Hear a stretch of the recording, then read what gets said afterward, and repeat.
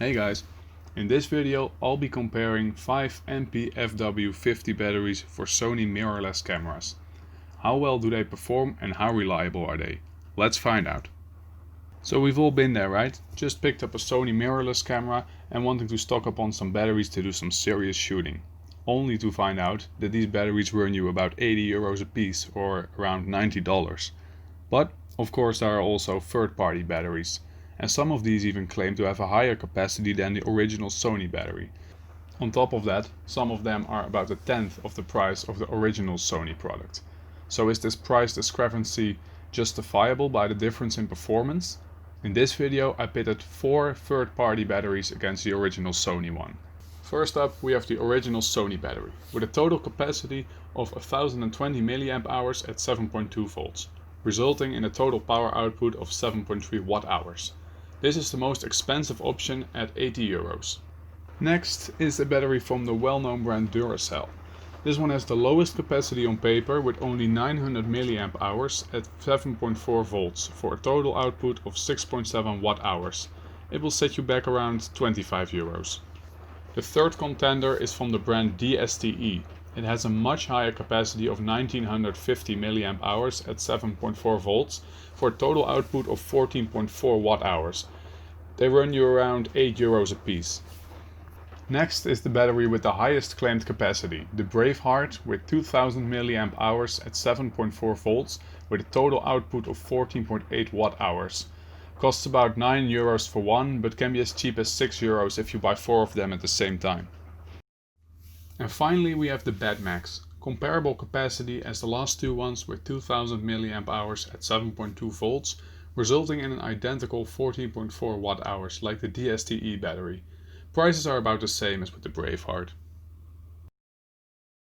So to test the battery capacity I used my two Sony a6000 cameras. I equipped them both with the standard Power Zoom kit lens and I used the Sony time-lapse app to take one picture each minute. The settings of the camera are both at f3.5 and ISO 100. The shutter is dependent on the amount of light in aperture priority mode. I think this gives a good representation of light to medium use when you walk around with the camera, both for the runtime, how long it can be standby, and the amount of pictures you can take on one battery. So on the top, on the left side, we have the Duracell battery, on the right we have the DSTE one, and then on the bottom left we have the Sony original battery, in the middle we have the Batmax, and on the right we have the Braveheart. The first event happens when the cameras have taken 87 shots and have been operating for about 1.5 hours. The one running on the Batmax shows the exhausted battery sign, while all the others have about a third left. About 40 minutes later the same happens to the DSTE, but meanwhile the Batmax has been running for 40 minutes already on an exhausted battery sign. About half a minute later the Batmax dies first, running for 2 hours and 10 minutes having taken 131 shots. Then, a minute later, the Braveheart also shows the exhausted battery sign. At this point it looks good for the Sony and Duracell battery being the only ones without the warning. But about 90 seconds later the Duracell joins the exhausted battery club. At this point the Sony is the only one outside of the danger zone. Shortly after, having taken 136 shots with an operation time of 2 hours and 15 minutes, the Duracell dies first out of the 3 exhausted batteries. This is pretty interesting since it was the last out of the 3 to show the depleted battery symbol. Then, after running for almost 10 minutes on a depleted battery, the DSTE dies, having taken 139 shots. Just before that, the Sony also indicated the battery is exhausted. So right now it's the 80 euros Sony versus the 8 euros Braveheart. Unfortunately, similar to the Duracell, the Sony dies relatively soon after showing the depleted battery sign, taking a total of 147 shots and running for an equal amount of minutes. The winner of the test, the Braveheart, eventually depletes after 150 shots, running for almost 2.5 hours, of which 20 minutes was done while the low battery warning was active. So, what can we conclude from this test? In terms of reliability, both the Sony and Duracell come out on top.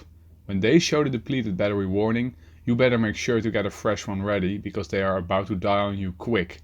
The same can definitely not be said for the 3 cheapest options, especially the Batmax, which was running for 40 minutes with the warning on. This is an advantage for the Sony and Duracell, as you will know when to plan your battery swap more accurate when you can't miss a shot.